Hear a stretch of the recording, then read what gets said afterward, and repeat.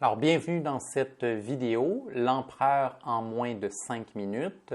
Alors, comment fait-on pour comprendre une carte en moins de 5 minutes? Il faut en revenir à l'essence de la carte pour être capable après de l'adapter à n'importe quelle situation. Et l'essence de l'empereur, ce sont ces trois grands mots-clés que sont concrétisation, solidification et en chantier. Alors, pourquoi est-ce que nous avons solidification, en chantier et concrétisation? Parce que l'empereur est une carte qui est très pragmatique, une carte qui est très matérielle. Le but de l'empereur, c'est soit de construire quelque chose, soit de solidifier quelque chose qui est déjà existant. Alors, regardons les deux possibilités. Ça veut dire que lorsque l'empereur sort dans un tirage, la première chose qui est possible, c'est que notre empereur veut bâtir, réaliser ou concrétiser quelque chose. Et c'est pour ça qu'il va se mettre en chantier et c'est pour ça qu'il va symboliser quelque chose d'actif dans lequel on construit et dans lequel on réalise et dans lequel on concrétise.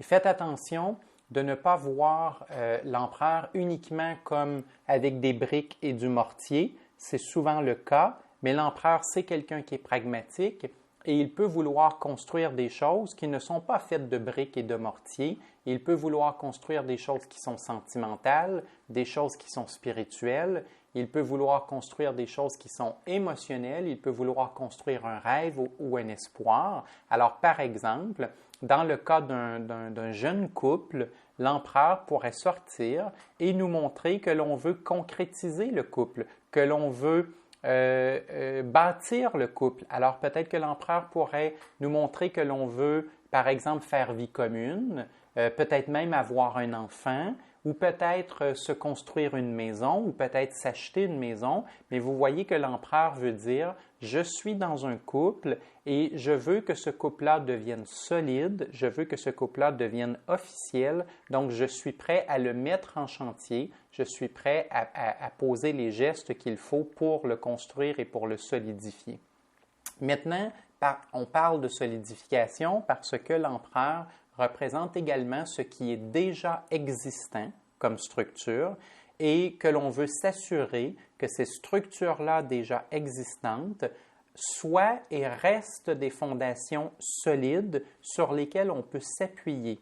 Alors l'empereur va sortir dans un tirage et va nous montrer que le consultant est intéressé à faire l'inspection des structures qui sont déjà en place, à faire l'inspection des fondations qui sont déjà en place et qu'il veut s'assurer que ces structures et ces fondations-là soient toujours solides et qu'une fois qu'on s'est assuré qu'elles sont toujours solides, qu'on va vouloir aussi les entretenir, qu'on va vouloir faire une forme de maintenance pour qu'elles restent solides. Et l'exemple que j'aime beaucoup donner, c'est celui d'un barrage ou d'une digue. Alors, vous avez un barrage et une digue et vous allez vérifier que ce barrage-là et cette digue-là sont toujours solides et après, vous les entretenez, vous en faites la maintenance parce que vous voulez être protégé en cas de raz-de-marée.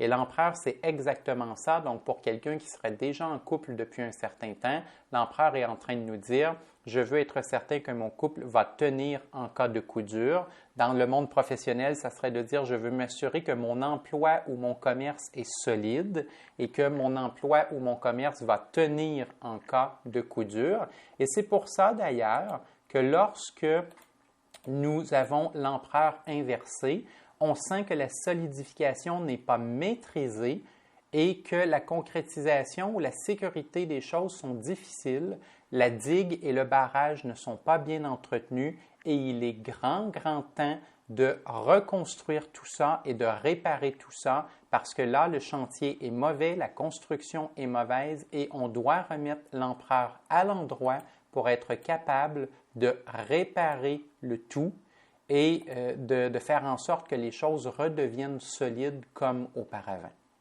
En conclusion, je veux attirer votre attention sur quelques petits mots-clés qui peuvent être intéressants à connaître par cœur en dehors des grands mots que nous avons vus depuis le début. C'est que l'empereur dans le tarot va souvent symboliser le travail en tant que tel, donc le travail, le commerce, la vie professionnelle. C'est vraiment une carte qui est associée à cette notion-là. Il va représenter le patron, le contremaître, donc celui qui nous donne les ordres ou celui qui nous dirige sur le chantier.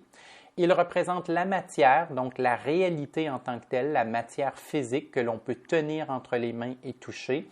Et il va représenter, ça on l'a vu, les fondations de toute situation.